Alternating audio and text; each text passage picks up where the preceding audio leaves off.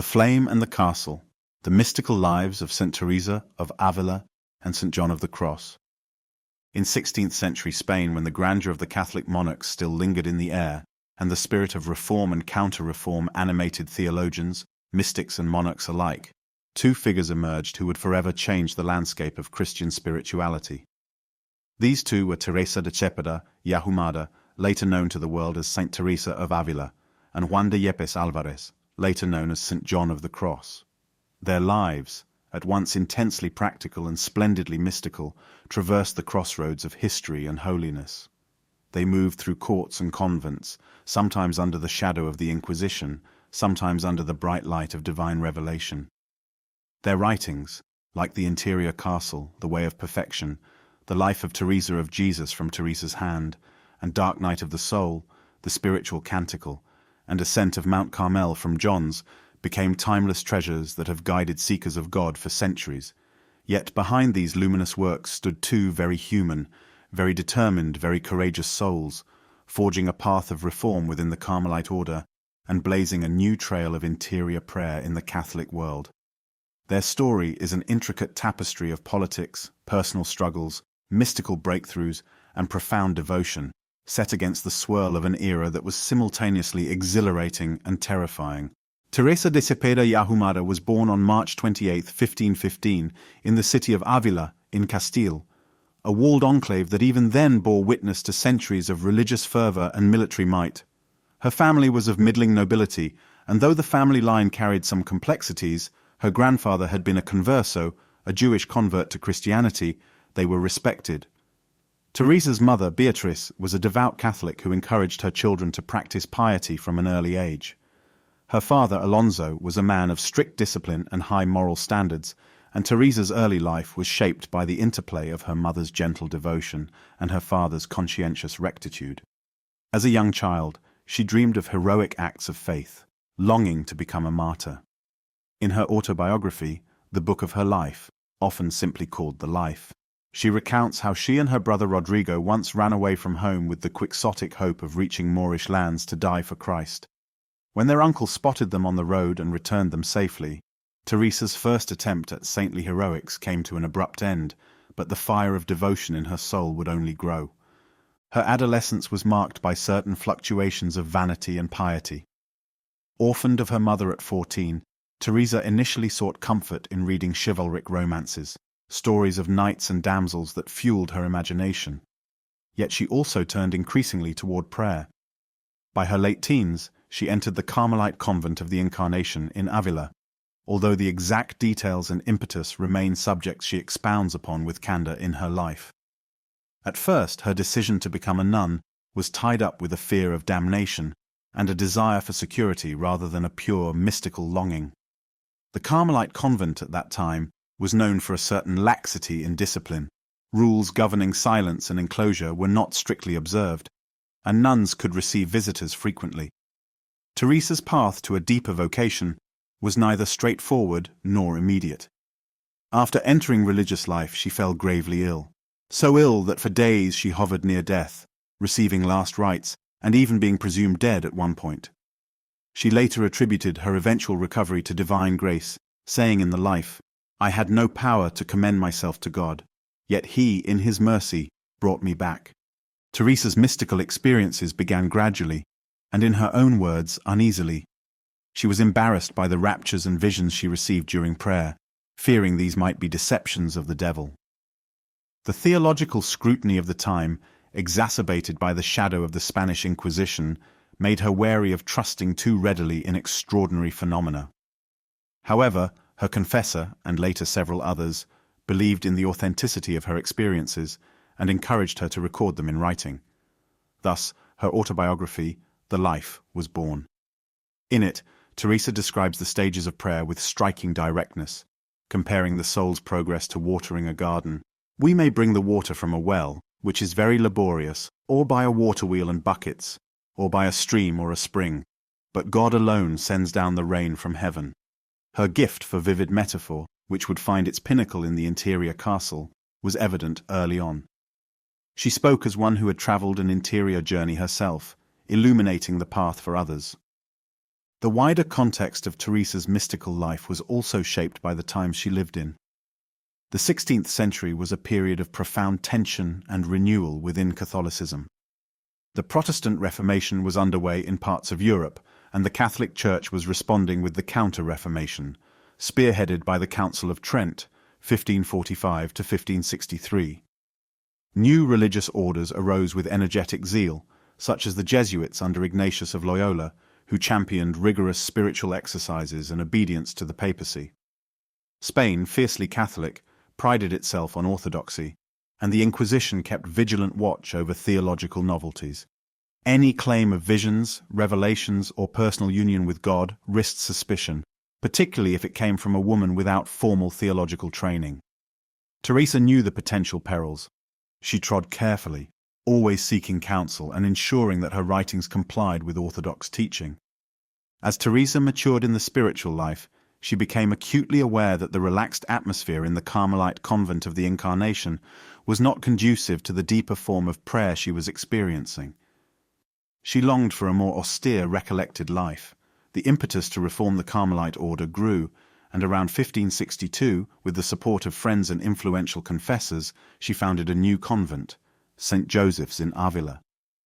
This foundation operated under stricter observance, introducing the concept of discalced, shoeless Carmelites who followed a more primitive rule involving poverty, silence, and contemplative prayer. It was a radical move, met with resistance from many quarters, including within the Carmelite hierarchy. Yet her convictions were not easily shaken. Over the next decades, she traveled tirelessly across Spain, establishing more discalced Carmelite houses for both nuns and friars. She displayed an extraordinary administrative acumen and an unflinching will, qualities not always recognized in the popular imagination of saints, but abundantly attested to in her own letters and records. It was on one of these journeys that Teresa met a young Carmelite friar named Juan de Yepes Alvarez, who would become her greatest ally in the reform and her spiritual son in the mystical path. Born on June 24, 1542, near Fontiveros in Castile, John came from humble origins. His father, Gonzalo, had married above his station, leading to estrangement from the wealthy family that disapproved of his choice. After Gonzalo died, John, his mother Catalina, and his brother found themselves in dire poverty, moving frequently in search of work and sustenance. Despite these hardships, John was an intelligent and sensitive boy who excelled at his studies. He worked in a hospital in Medina del Campo, caring for those afflicted by disease, all the while studying at a Jesuit school. Although he was quiet and somewhat withdrawn, he exhibited an interior determination and a longing for a deeply contemplative life.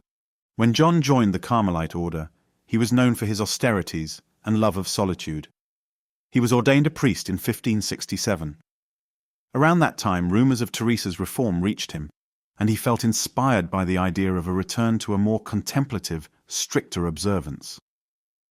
During a providential meeting with Teresa in Medina del Campo, the two discovered a spiritual affinity that transcended their difference in age. She was over 50, he was in his mid-20s. Teresa perceived in John a fervor and intelligence that would be invaluable in expanding the discalced Carmelite reform among male religious.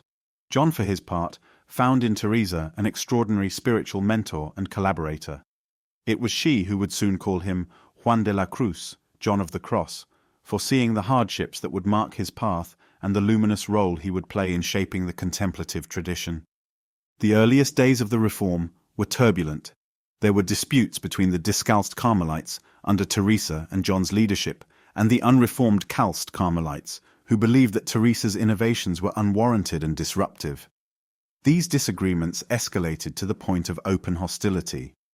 John, who had helped establish the first discalced friary at Duruelo, faced opposition from senior Carmelite officials, who wanted to maintain the status quo.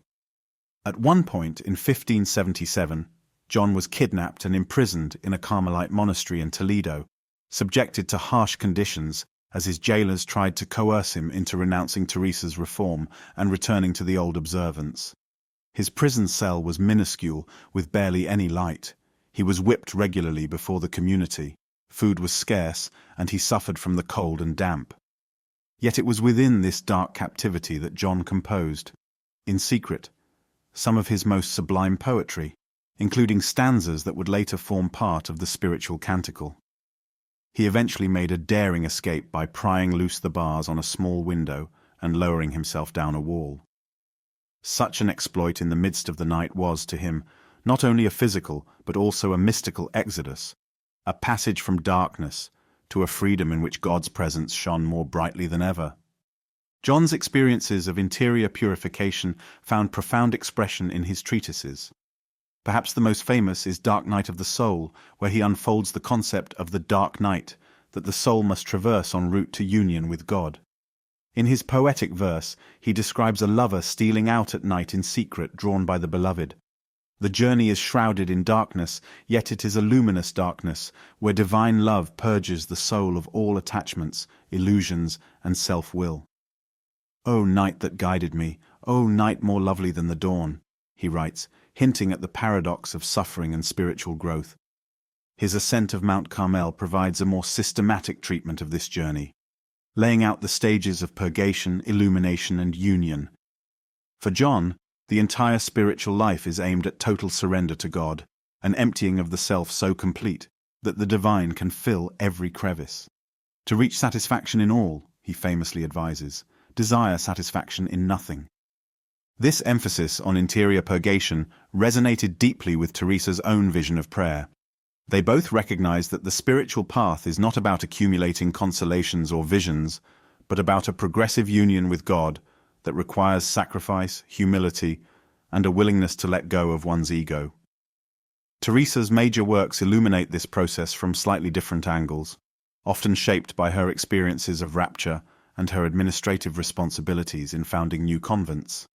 In the Way of Perfection, originally composed for her nuns, Teresa devotes many pages to instructing them on the practice of mental prayer and the recollection of the senses. "We need no wings to go in search of him," she writes, "but only to find a place where we can be alone and look upon him present within us." The accent here is on the simplicity of prayer, a continual turning inward to find the God who dwells at the very center of the soul. Yet it was in the interior castle, El Castillo Interior, that Teresa offered her most famous and mature image of the spiritual journey. She describes the soul as a crystal castle with many mansions, at the center of which dwells the king, God himself. The journey through the mansions represents the progressive transformation of the soul, from the distractions of the external world to ever-deepening layers of intimacy with the divine. At each stage, new challenges arise, as do new graces. Teresa insists that humility, detachment, and love of neighbor are indispensable virtues. The impetus for writing this book, she recounts, was an obedience given to her by superiors, but she also felt compelled by the Holy Spirit to articulate how God was working within her and within the souls of those she guided. Teresa's and John's teachings on prayer are complementary in many ways. While Teresa relies more on vivid imagery and her own personal anecdotes, she once recounted how the Lord appeared to her in bodily form, how she saw angels with fiery spears. John writes in a more conceptual and poetic style, focusing on the interior dynamics of the purgative, illuminative, and unitive ways. The synergy of their writings, however, transcends mere historical coincidence. Each, in his and her own way, sought to guide souls to the innermost sanctuary, where God and the human spirit communicate in silence and love. Teresa spoke of the prayer of quiet, prayer of union, spiritual betrothal, and mystical marriage, whereas John spoke of the dark night, the living flame of love, and the spiritual canticle. Both understood that these were ultimately attempts at expressing the inexpressible, metaphors reaching out to the ineffable reality of divine intimacy. To understand why they emerged as such potent voices in the Church, one must appreciate the climate of reform that pervaded 16th-century Spain.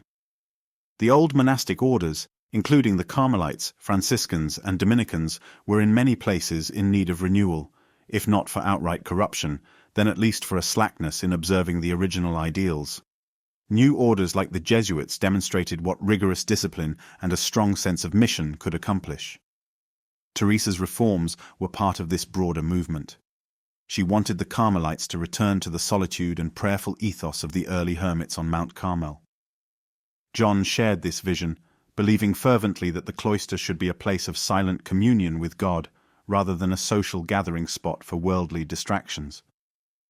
These reforms were not executed in a vacuum. Tensions with church authorities and the Inquisition were never far away. Teresa herself was often scrutinized, and her writings were placed under examination. She writes in her letters about the weariness of constant traveling, the misunderstandings she endured, and the gossip that circulated about her.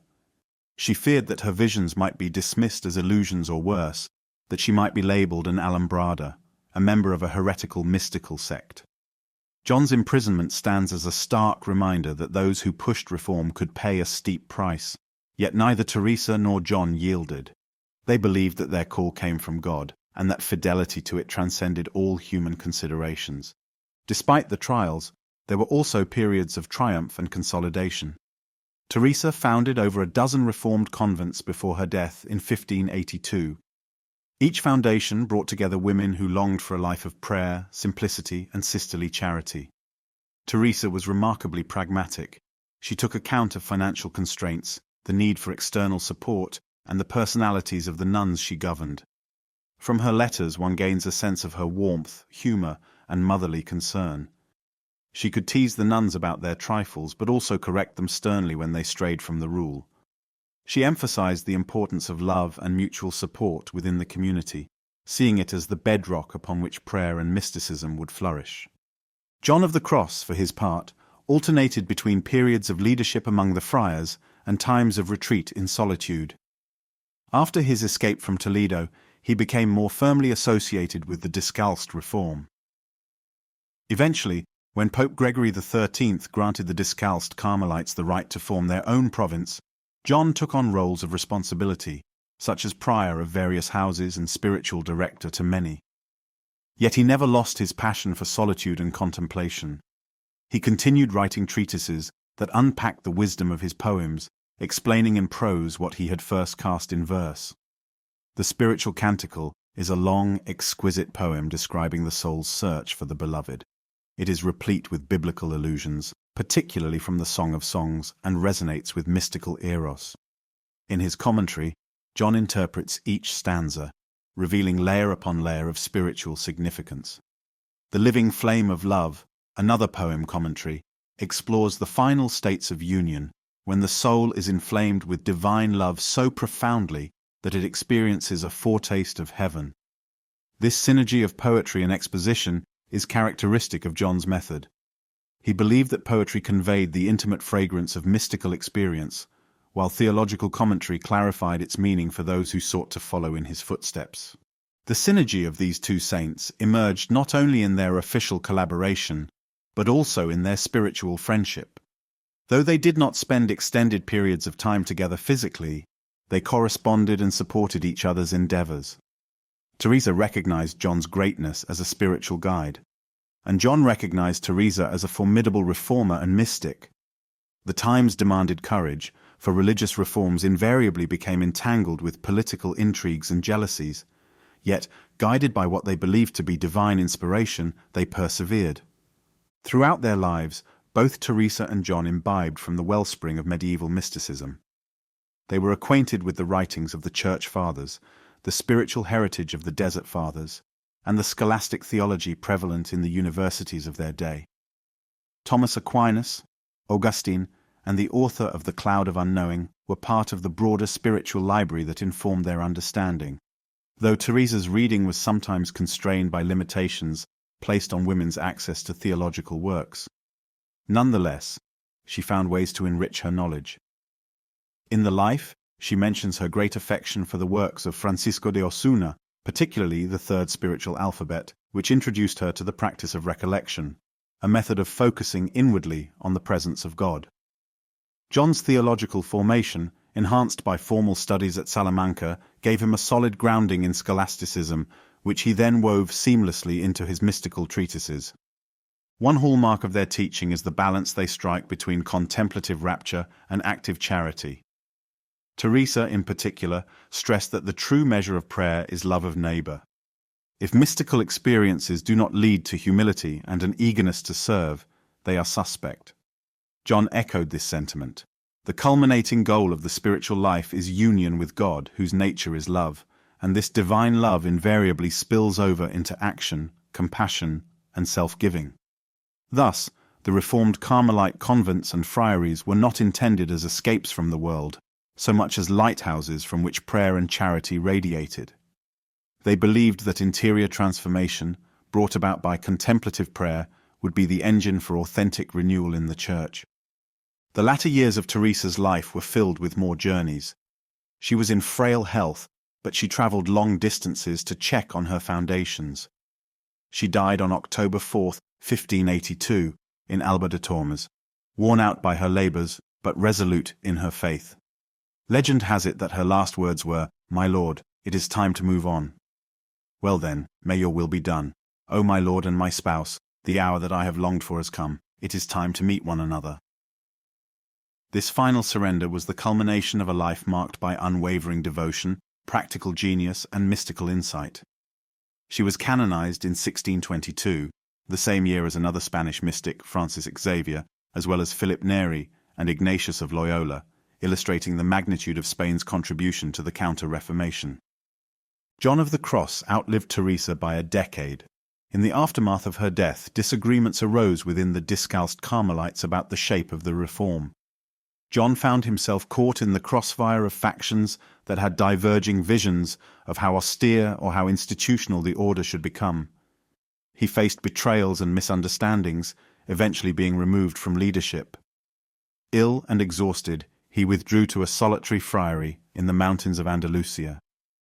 There, on December 14, 1591, he died, leaving behind a legacy of mystical teaching that remains unparalleled in Western Christianity.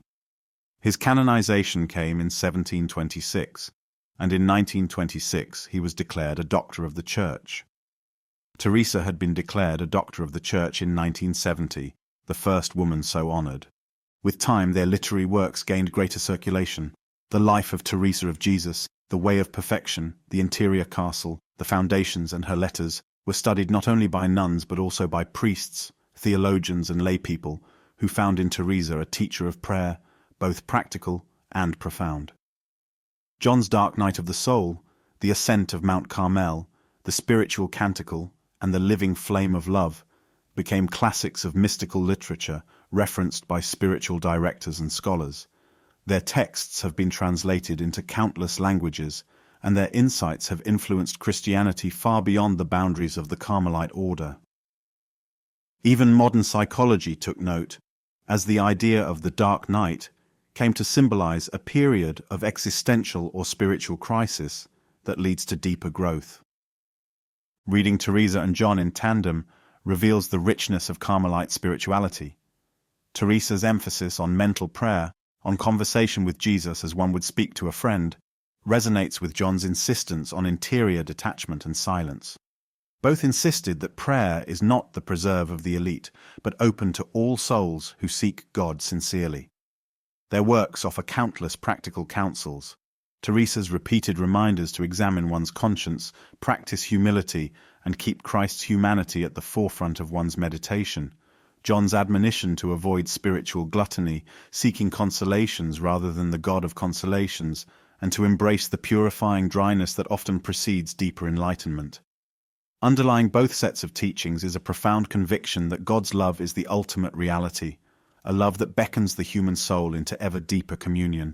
Beyond the purely spiritual or theological dimensions, the times they lived in gave these teachings a peculiar urgency.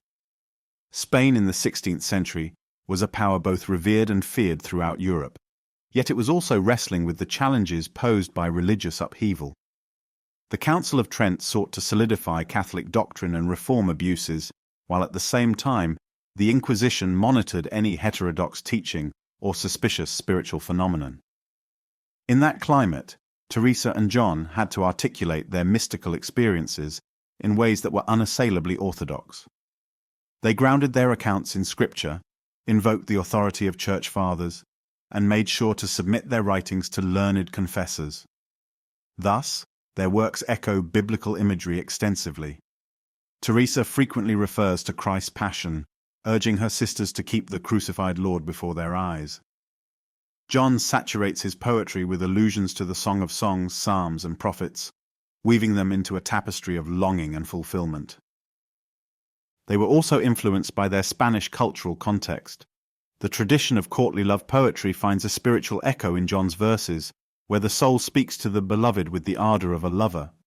Teresa's Castilian prose, direct and idiomatic, was shaped by the rhetorical style of her day, but it also bears a unique warmth and accessibility. Some of her literary passages sparkle with humor.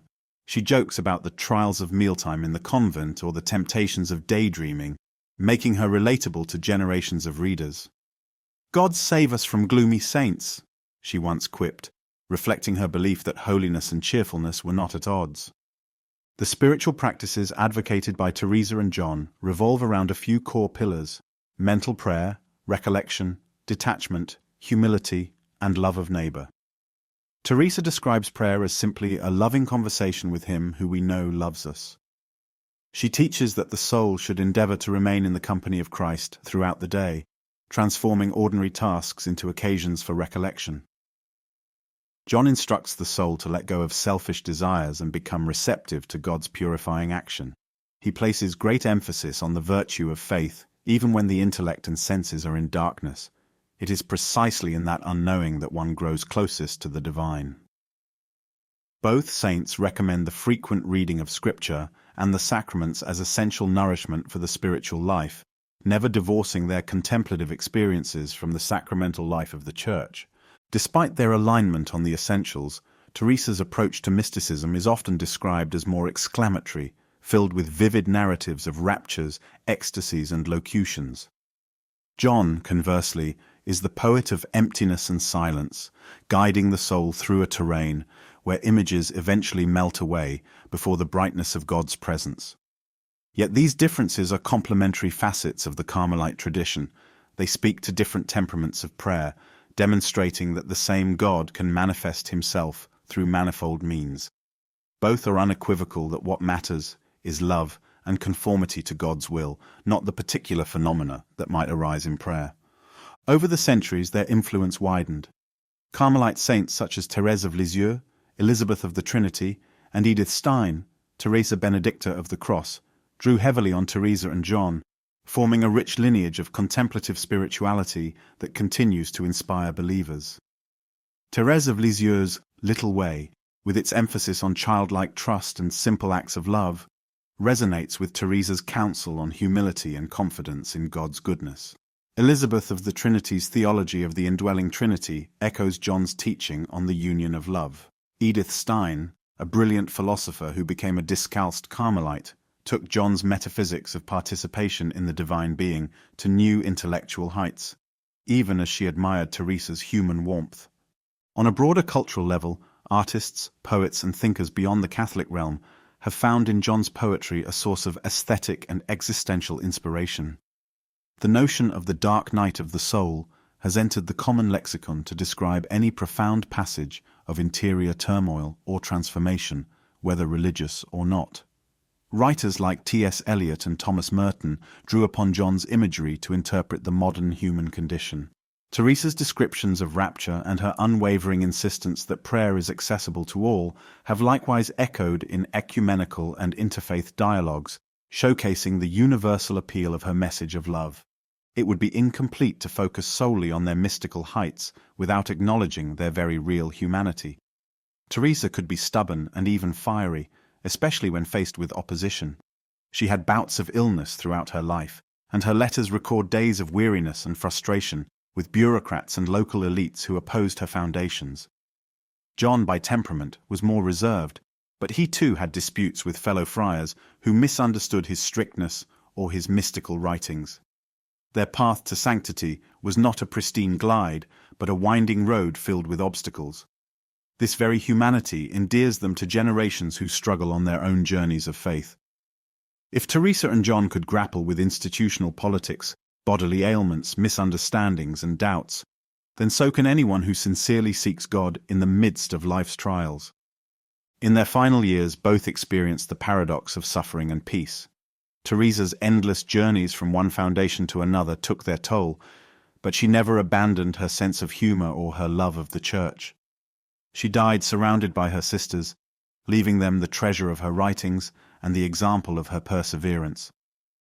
John's last days were marked by internal conflicts within the order he had helped reform, a testament to the reality that spiritual success does not guarantee human appreciation or worldly accolades. Yet his last words, recorded by those who attended him, reflected a profound acceptance of God's will, mirroring the silent and total surrender he counseled in his treatises. After their deaths, the process of canonization and the subsequent recognition of them as doctors of the Church established their permanent place in Catholic tradition. Teresa's feast day came to be celebrated on October 15th, John's on December 14th. Over time, their relics were venerated, their convents became pilgrimage sites, and their writings turned into classics studied in seminaries and monasteries alike. Yet the true legacy of Teresa of Avila and John of the Cross lies not merely in their ecclesiastical honors or the outward signs of devotion accorded to them. It resides in the living tradition of contemplative prayer that continues to draw countless souls into deeper intimacy with God. Their texts remain as fresh today as they were in the 16th century, because they speak not of a bygone era, but of the eternal journey of the soul toward its Creator. The 16th century, with all its grandeur and all its tumult, served as the crucible in which these two saints were formed. The interplay of royal power, the fervor of the Counter-Reformation, the watchful eye of the Inquisition, and the intellectual currents of Renaissance humanism all served as a backdrop for the drama of their lives. Teresa and John navigated these waters with a blend of prudence and daring. They respected church authority but also challenged complacency.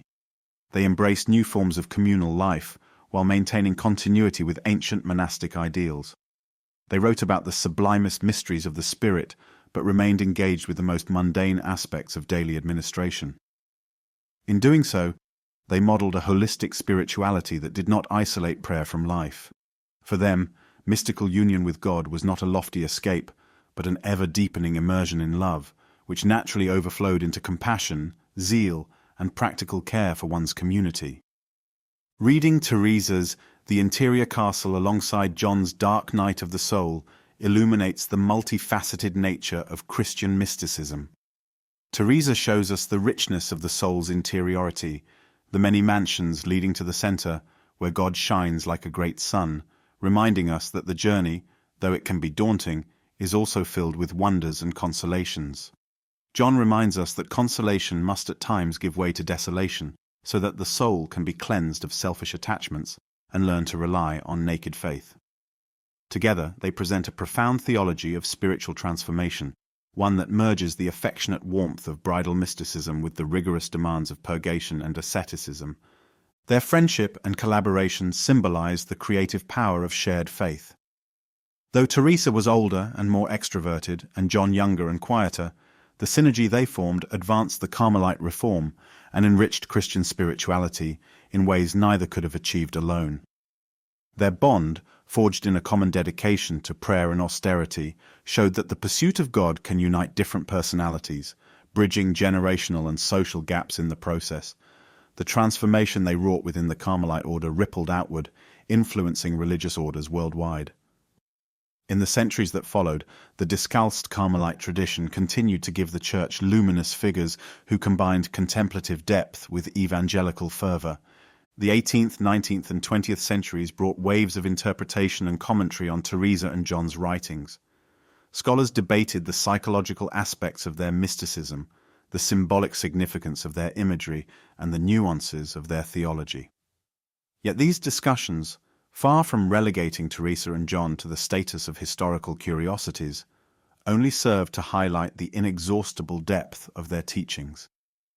They speak to modern believers facing existential angst, secularism, and a frenetic pace of life that often drowns out the interior voice. Teresa would likely remind such a world to find a place where we can be alone and look upon Him present within us, while John would counsel that the dryness and emptiness many experience might indeed be a dark night, preparing the ground for deeper faith and love. Even non-religious seekers have found in their works a vocabulary for describing the interior landscape of the human person. The longing, the purgation, the encounter with silence, the discovery of meaning in transcendence, these themes resonate across cultural and religious boundaries. Through numerous translations, adaptations, and poetic renderings, Teresa and John have been welcomed into diverse circles. Their words can be found in anthologies of spiritual classics, on websites discussing the psychology of spiritual growth, and in sermons preached in different Christian denominations. In an age of ecumenical and interfaith dialogue, their texts also serve as bridges, demonstrating how the mystical heart of religion can speak a universal language of love and longing. Consider John's words in the Spiritual Canticle, "Where have you hidden, beloved, and left me moaning?" This cry of the soul searching for God could well be the cry of any human being searching for ultimate meaning.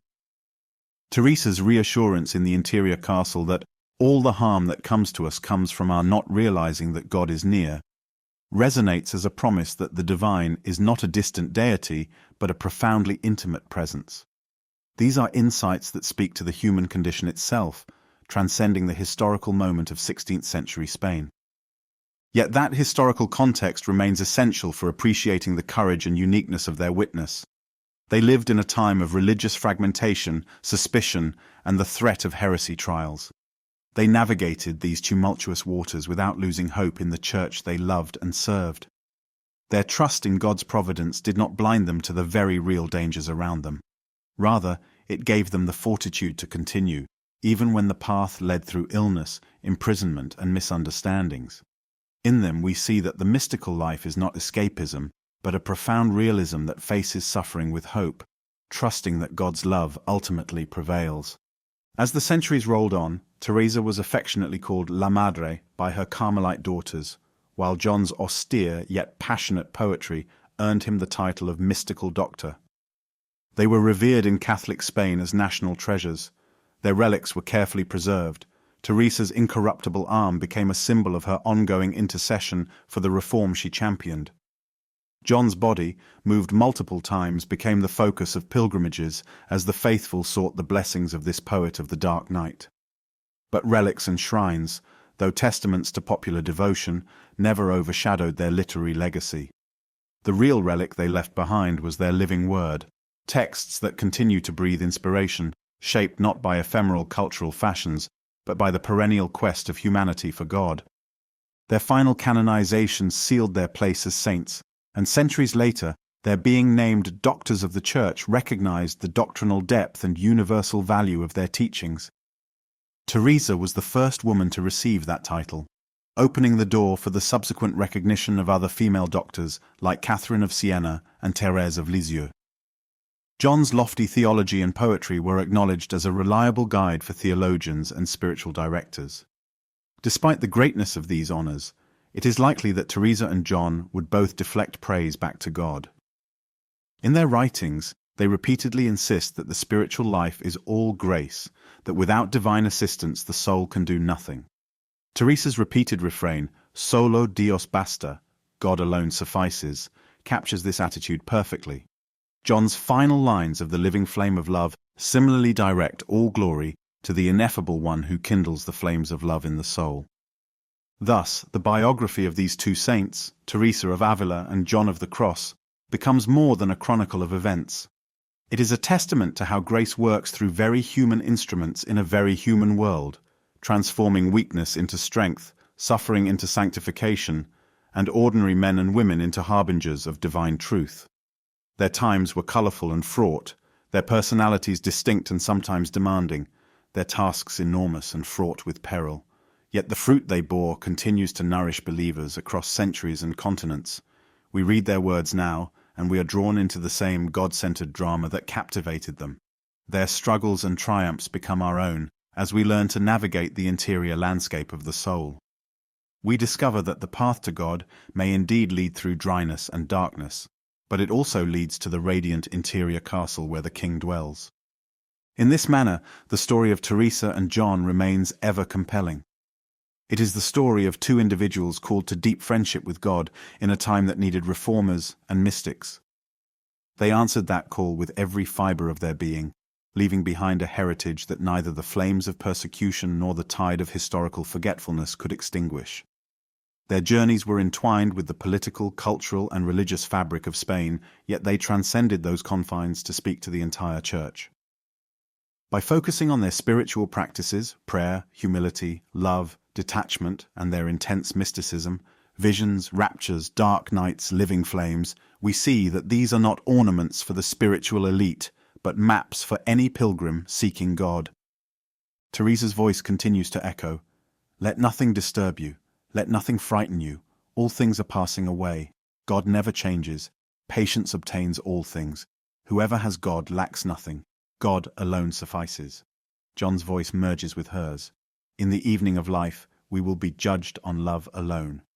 Taken together, they compose a chorus that encourages us to press on, to venture inward to discover the divine guest, and to let love be our final measure. In doing so, we stand on the shoulders of two giants who walked before us, carrying the torch of mystical prayer through the storms of their age, illuminating a path that remains timeless.